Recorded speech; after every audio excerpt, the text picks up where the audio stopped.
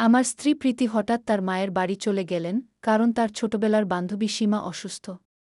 বাড়ির সব কাজের ভার যাতে খুব একটা অসুবিধায় না পড়ে, তাই সে তার ছোট বোন মিতুকে কয়েকদিনের জন্য আমাদের সঙ্গে থাকার জন্য পাঠিয়ে দিয়েছে। মিতুর স্বভাব ছিল খুবই সরল এবং সৎ। সে পড়াশোনা শেষ করে এখন চাকরির খোঁজ করছে, তাই আমাদের সঙ্গে থাকা তার জন্য একটি সুযোগ হতে পারে। নমস্কার বন্ধুদের, আজকের এই গল্পে আপনাদের স্বাগতম। আমি একজন যুবকের চরিত্রে আছি, আমার নাম রাহুল। আমি একটি ব্যাংকে ক্যাশিয়ার হিসেবে কাজ করি। আমার দৈনন্দিন রুটিন খুবই ব্যস্ত। বিয়ের পর থেকে প্রীতি বাড়ির সব দায়িত্ব নিয়ে নিয়েছে এবং তার অনুপস্থিতিতে বাড়ির পরিবেশ একদম শুনশান মনে হচ্ছে। প্রীতি ছিল খুব যত্নশীল এবং সুশৃঙ্খল, তাই আমি সব সময় তার সুবিধার জন্য বাড়ির কাজে সাহায্য করার জন্য কাউকে রাখতে আগ্রহী ছিলাম। মিতু এই বিষয়টি ভালোভাবে বুঝতে পেরেছিল এবং নিজের ইচ্ছায় বাড়ির কিছু ছোটখাটো কাজ করার দায়িত্ব নিয়ে নিয়েছে, যাতে আমার রুটিনে কোনো সমস্যা না হয়। প্রীতির মায়ের বাড়ি যাওয়ার পর রাতে বাড়ির নিঃশব্দতা আমাকে অস্থির করে তুলত। এই একাকিত্বে প্রীতির কথা আমাকে খুব মনে পড়ত।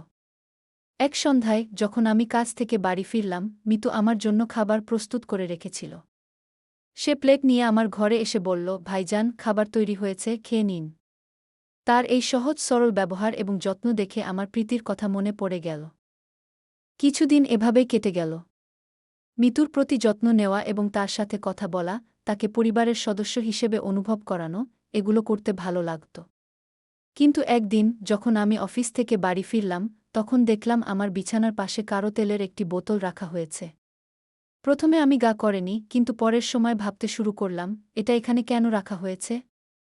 আমি সেটি তুলে টেবিলের উপর রাখলাম এবং মনে মনে ভাবলাম, হয়তো মিতু এটি কোনো কাজের জন্য রেখেছে। পরের দিন যখন আমি বিকেলে বাড়ি ফিরে আসি, ঠিক ওই জায়গায় আবারও একটি তেলের বোতল দেখতে পেলাম। আমি ভাবতে লাগলাম, এটা প্রতিদিন এখানে কে রেখে যাচ্ছে। কিছুক্ষণ পর মিতু খাবারের প্লেট নিয়ে আবারও আমার রুমে এসে বলল, ভাইজান, খাবার প্রস্তুত। আমি তার কাছে প্রশ্ন করলাম, এতদিন ধরে এটা রোজ তেলের বোতল কেন এখানে থাকে। সে হাসতে হাসতে বলল, আপনার পিসি বলেছে আপনার মাথা ব্যথা হয়, তাই নিয়মিত তেল দিয়ে মালিশ করার কথা। এটা শুনে আমার আনন্দ হলো যে প্রীতির অনুপস্থিতিতে মিতু তার যত্ন নিচ্ছে।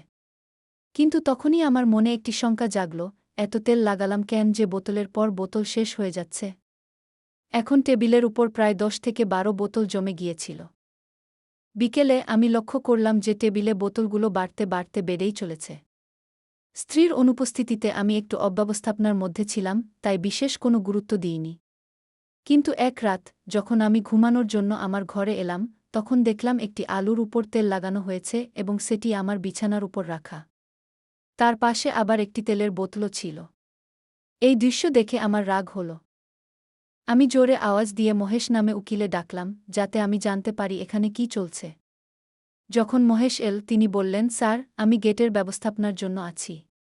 আপনার আওয়াজ না শুনলে আমি কখনো ভেতরে আসি না। আমি এ ব্যাপারে কিছু জানি না। আমাকে ক্ষমা করে দেন। বলতে বলতেই তিনি গেটের দিকে ফিরে গেলেন। এখন বাড়িতে শুধু আমার ছোট বোন মিতুই ছিল, যিনি একজন যুবতী। আমি ভেবে দেখলাম আমি তাকে এই বিষয়ে প্রশ্ন করতে পারব না। আমাকে মনে হলো সে এমন কিছু করবে না। কিন্তু গত কয়েকদিন ধরে তেলের বোতল নিয়ে কিছু অদ্ভুত ঘটনাই ঘটছে। তাই আমি সিদ্ধান্ত নিলাম, আমি এই পরিস্থিতির প্রকৃত কারণ খুঁজে বের করব। আমি একটি পরিকল্পনা তৈরি করলাম এবং আমার মোবাইলের ক্যামেরা ভিডিও মোডে সেটিটা পালং এর উপরে বসিয়ে দিলাম। এটিকে এমনভাবে লুকালাম যাতে কেউ দেখতে না পায়। সিম কার্ডও বের করে দিলাম যাতে কোনো ফোন আসতে না পারে। ওই রাতে আবারও আমার পালঙে একটি তেলের বোতল রাখা হয়েছিল। আমি স্বাভাবিকভাবে খাবার খেয়ে রেকর্ডিং দেখার জন্য প্রস্তুত হলাম। ভিডিওতে দেখা গেল একজন মহিলা তার মুখ ঢাকা অবস্থায় পালঙের উপর তেলের বোতল রাখছে।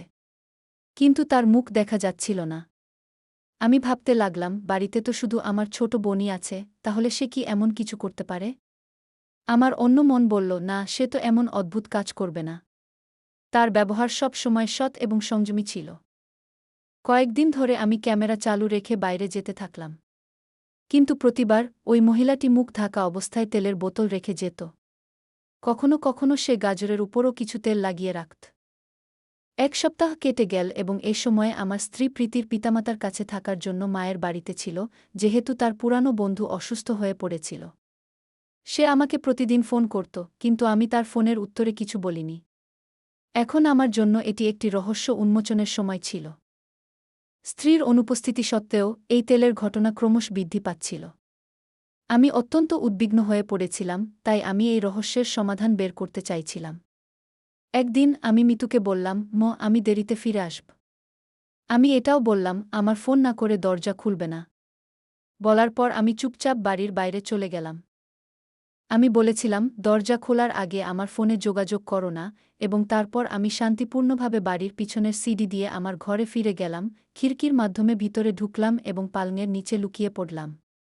মাঝরাতে আমি খিড়কির কাছে কিছু সাড়া শব্দ শুনতে পেলাম। একটি মহিলা খিড়কির মাধ্যমে ভিতরে এলো এবং এক বোতল তেল বের করে আমার পালঙের উপর একটি গাজরের উপর রাখল। যখন সে খিড়কি দিয়ে বাইরে যাইবার জন্য প্রস্তুতি নিচ্ছিল, আমি তাকে ধরে ফেললাম এবং ঘরে টেনে নিয়ে এলাম। যখন আমি তার মুখ দেখলাম, আমার পাতলার মাটি যেন সরে গেল। এটি আমার স্ত্রী প্রীতি। সে তো মায়ের বাড়িতে ছিল। আমি বুঝে উঠতে পারছিলাম না সে কেন চুপিসারে ঘরে এসে তেলের বোতল রাখছে।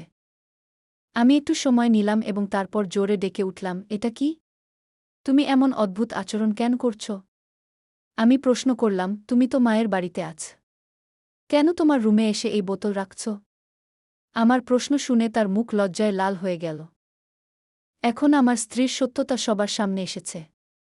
হঠাৎ করে সে কেঁদে ফেলল এবং বলল, বিয়ে হওয়ার 4 বছর হয়ে গেছে, কিন্তু আমাদের কোনো সন্তান হচ্ছে না। তাই আমি একজন ঔষধ দ্বারা চিকিৎসককে দেখেছি।